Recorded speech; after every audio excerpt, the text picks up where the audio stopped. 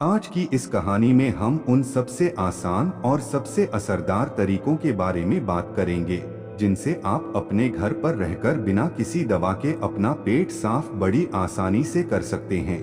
इसके बाद हम आपको भोजन के 3 नियमों के बारे में भी बताएंगे, इसलिए को पूरा पढ़े। किसी गांव में रामू नाम का व्यक्ति रहता था।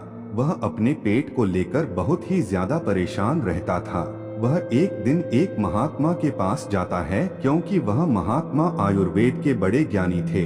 रामू महात्मा से प्रणाम करता है और कहता है, हे मुनिवर, मैं अपने पेट को लेकर बहुत ज्यादा परेशान हूँ। मेरे पेट में दिन प्रतिदिन समस्याएं उत्पन्न होती जा रही है।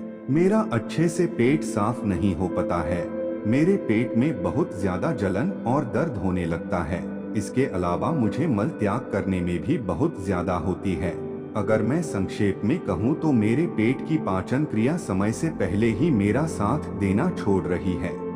हे मुनिवर, कृपया आप मुझे कोई ऐसा समाधान बताइए जिससे मैं अपना पेट आसानी से साफ कर सकूं और पेट की इन सभी समस्याओं से हमेशा हमेशा के लिए निजात पा सकूं। पहले तो उस महात्मा ने रामू की सभी बातों को ध्यान पूर्वक सुना और फिर कहा, हमारे आयुर्वेद के सिद्धांत के अनुसार जितना समय आपको पेशाब यानी कि टॉयलेट करने में लगता है, उतना ही समय पेट साफ होने में लगना चाहिए, तभी आप स्वस्थ हैं।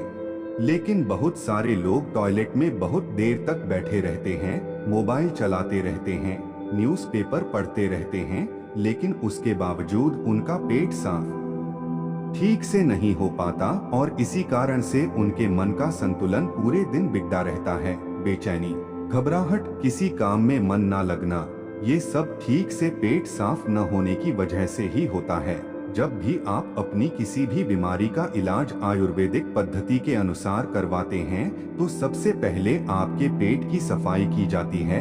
यह अपने आप में पूरा इलाज नहीं है, लेकिन यह शरीर के सुधार के लिए बुनियादी वातावरण पैदा करता है। कोई भी दवा तभी ठीक प्रकार से काम करेगी जब आपका पेट साफ होगा, वरना तो आप कितनी भी दवाइयाँ लें, कितना भी इलाज कराएं, कोई फर्क नहीं पड़ने वाला। शरीर हमें संकेत भेजता रहता है कि हमारा पेट साहब ठीक से नहीं हो पा रहा है, जैसे कि पसीने में से दुर्गंध या मुंह में से दुर्गंध। अगर वहां से दुर्गंध आ रही है तो हमें समझ जाना चाहिए कि हमारा पेट ठीक से साफ नहीं हो पा रहा है और हमें इसका हल ढूंढना होगा। ठीक से नींद ना आना, मानसिक समस्याएं, ये सारी चीजें पेट साफ ना होने के कारण ही पैदा होती है। फिर रामू ने कहा कि महात्मन, हमें अपना पेट साफ कैसे करना है। महात्मा ने कहा, आज मैं आपको पेट साफ करने के लिए कुछ प्रभावी आयुर्वेदिक जड़ी बूटियों और तरीकों के बारे में बताऊंगा। ये जड़ी बूटियां आपको कब्ज से भी छुटकारा दिलाने में मदद करेंगी। महात्मा की इन्हीं बातों को सुनकर रामू बहुत ज्यादा उत्साहित हो जाता है और कहता है, महात्मन, कृपया आप मुझे उन सभी तरीकों के बारे में जानकारी दो जिससे मैं अपना पेट हमेशा के लिए स्वस्थ और साफ रख सकूं। पेट साफ करने के आयुर्वेदिक तरीके। पहला तरीका। इसके बाद महात्मा पहला तरीका बताते हुए कहते हैं, सबसे पहले हमें ये समझना चाहिए कि आज के समय में हमारी दिनचर्या और हमारा खानपान पूरी तरह से बदल चुका है और उसी बदलाव की वजह से हमारे शरीर में नाना प्रकार की बीमारियां पैदा होती है और हमारा पेट भी ठीक से साफ नहीं हो पाता। उदाहरण के लिए, आज के समय में ज्यादातर लोग फ्रीज का पानी पीते हैं जो कि बहुत ठंडा होता है और जितना ठंडा पानी आप पिएंगे, आपके पेट में जमा गंदगी उतनी ही सख्त होती जाएगी और इसी कारण से कब्ज जैसी बीमारियां पैदा होती है। अगर पानी को गर्म करके गुनगुना करके पिया जाए तो पेट की गंदगी बड़ी आसानी से बाहर आ पाएगी।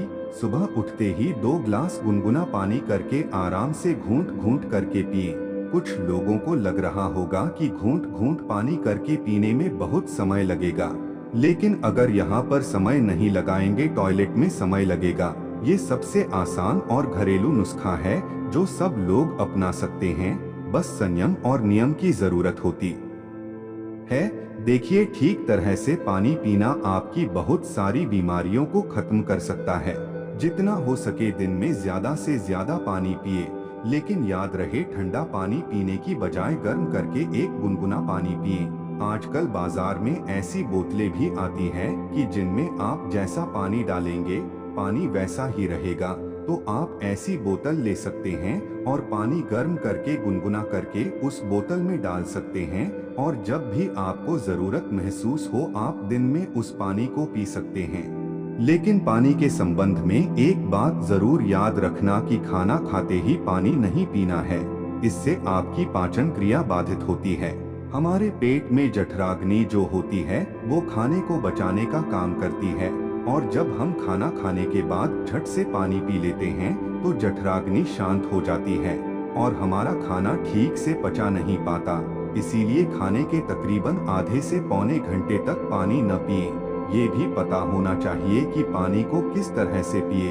एक तो खड़े होकर पानी ना पिए। खड़े होकर पानी पीने से घुटनों में और जोड़ों में दर्द की समस्या पैदा होती है। पानी को बैठकर घूंट घूंट करके पिए, वही पानी सबसे ज्यादा लाभकारी होता है। दूसरा तरीका, इसके बाद महात्मा ने रामू को दूसरा तरीका बताते हुए कहते हैं कि खाना खाने के बीच में कम से कम 5 घंटे का अंतर होना चाहिए, जिससे कि जो खाना आपने खाया है वो ठीक से हजम हो सके, उसका पाचन ठीक से हो सके। जब हमारा शरीर पाचन की क्रिया कर रहा होता है तब शरीर के बाकी क्रियाएं धीमी रफ्तार पर चलने लगती है। कोशिकाओं के स्तर पर शुद्धिकरण धीमी रफ्तार पर चलने लगता है और इस कारण शरीर अपनी गंदगी खुद साफ नहीं कर पाता। पश्चिमी भाषा में हम इसे इंटरमिटेंट फास्टिंग भी बोलते हैं, लेकिन इंटरमिटेंट फास्टिंग में ज्यादा समय तक भूखा रहना पड़ता है। उसको हम अर्ध उपवास भी बोल सकते हैं। दोस्तों, अगर उसके बारे में आपको पूरी जानकारी चाहिए तो उस वीडियो का लिंक आपको डिस्क्रिप्शन बॉक्स में मिल जाएगा। तीसरा तरीका, अब महात्मा ने रामू को तीसरा असरदार तरीका बताते हुए कहते हैं, अपने पेट को साफ करने के लिए हमें ये समझना होगा कि जो लार होती है वही हमारे खाने को पचाने का काम करती है। जितनी ज्यादा मात्रा में लार पैदा होगी उतनी ही आसानी से खाना पच जाएगा। कुछ लोगों का मुंह हमेशा सूखा सूखा रहता है, उसमें लार पैदा नहीं होती, इसीलिए उनका खाना ठीक से हजम नहीं हो पाता। इसके लिए जरूरी है कि हमारा शरीर सही मात्रा में लार पैदा करे। उसके लिए हमें ज्यादा से ज्यादा सलाद खाना चाहिए। सलाद खाने से लार पैदा होती है, फाइबर होते हैं उसमें, जिससे हमारा खाना आसानी से हजम हो जाता है। इसके अलावा खाना खाने के बाद कुछ मीठा खाया जा सकता है। जिन लोगों को शुगर या डायबिटीज नहीं है वे आसानी से मीठा खा सकते हैं और वो मीठा खाने के कारण उनके शरीर में लार पैदा होने लगती है, जिससे कि पाचन क्रिया आसान हो जाती है। अगर आप सलाद को खाना खाने से पहले खाते हैं तो वो ज्यादा लाभकारी होता है।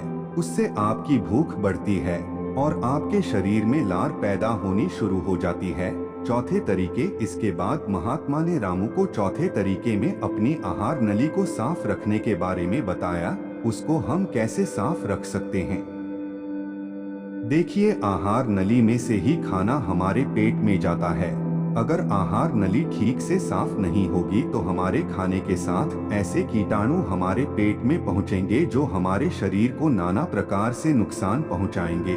इसलिए जरूरी हो जाता है कि जो आहार नली है उसमें जो कीटाणु है उनकी ठीक से सफाई हो जाए, और इसके लिए सबसे ज्यादा लाभकारी होता है नीम। एक ऐसा दिव्य पेड़ नीम एक ऐसा दिव्य पेड़ है जो भारत में बड़ी आसानी के साथ उपलब्ध हो जाता है।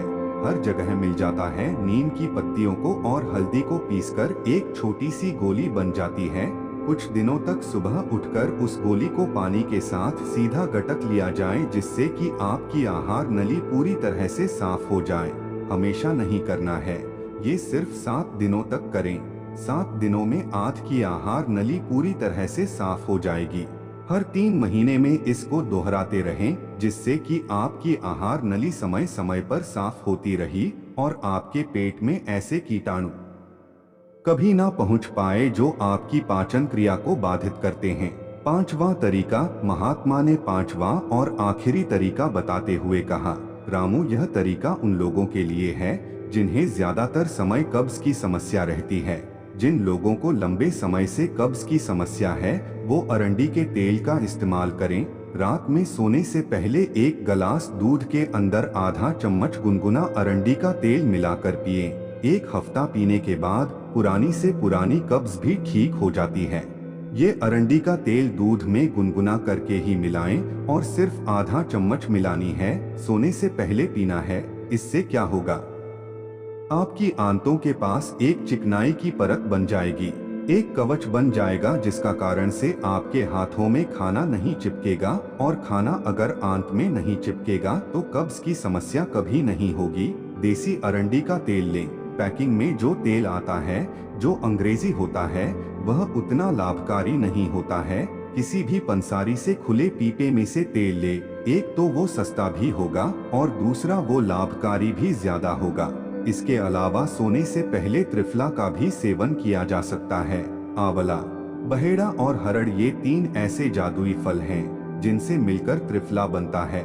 इन तीनों की अलग अलग खूबियां हैं, लेकिन अगर ये तीनों एक साथ मिला दिया जाए तो इनकी दिव्यता, इनके गुण और भी ज्यादा बढ़ जाते हैं। रात को सोने से पहले गुनगुने पानी के साथ आधा चम्मच त्रिफला का सेवन किया जाए। शरीर की सारी गंदगी बड़ी आसानी से साफ हो जाएगी। कोई प्रयास नहीं करना पड़ेगा, कोई जोर जबरदस्ती करने की आवश्यकता ही नहीं रहेगी। तो ये कुछ आसान से घरेलू उपाय थे जिनको अपनाकर कोई भी अपने शरीर को स्वस्थ रख सकता है, अपने पेट की ठीक से सफाई कर सकता है। पेट साफ करने के बाद महात्मा ने रामू से कहा, रामू, अब मैं आपको भोजन के उन 3 नियमों के बारे में बताने जा रहा हूँ जिसे अपनाने पर पेट से संबंधित कोई भी बीमारी नहीं होगी, क्योंकि पेट में होने वाली बीमारियां हमारे खान पान पर निर्भर करती है। पहला नियम, महात्मा ने पहला नियम बताते हुए शुरू किया, अपने आहार में 40 से 50% सजीव भोजन शामिल करें। चाहे वह फल हो, हरी सब्जियां हो, सूखे मेवे हो या अंकुरित अनाज हो, कुल मिलाकर इसे पकाया नहीं जाना चाहिए। ज्यादातर लोग मृत भोजन खाते हैं और फिर स्वस्थ रहने की उम्मीद करते हैं। मृत भोजन खाने का मतलब है कि हम किसी मृत चीज से जीवन निकाल रहे हैं, इसलिए इसमें कुछ लगेगा। हमारे शरीर से ऊर्जा निकलती है तो यह हमें ऊर्जा देती है। भोजन को पचाने के लिए आवश्यक सभी पाचक रस न केवल शरीर में पाए जाते हैं बल्कि उस भोजन में भी पाए जाते हैं।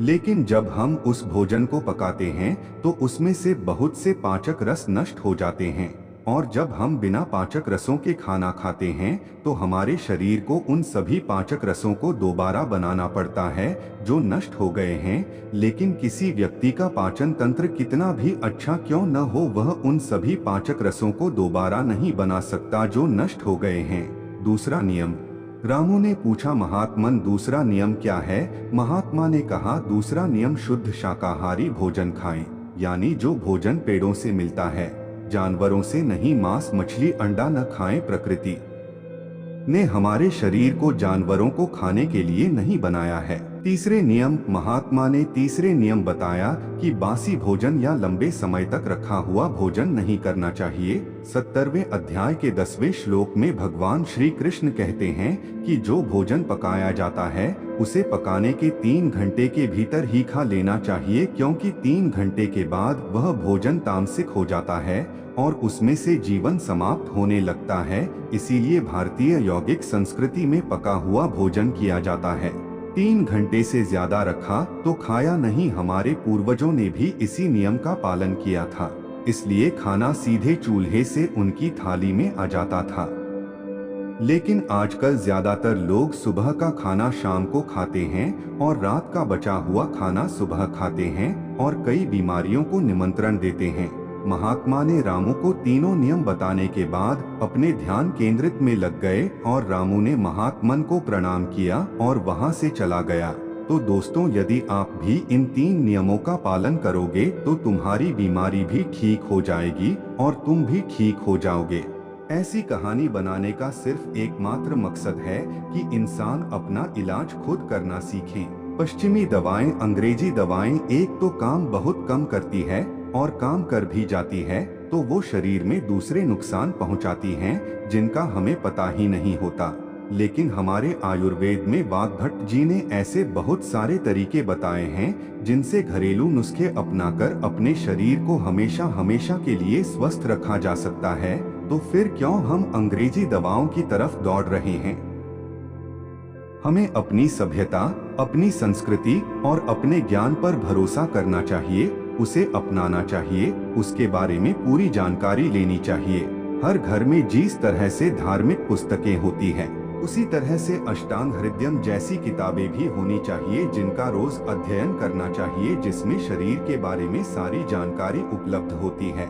पहले यह किताब संस्कृत में होती थी, लेकिन अब उसका हिंदी अनुवाद भी आ चुका है, तो समझने में कोई ज्यादा समस्या नहीं होगी। दोस्तों, कैसी लगी ये कहानी? आपको अगर अच्छी लगी, सहायक लगी, तो अपने सगे संबंधियों के साथ इसको जरूर साझा करें।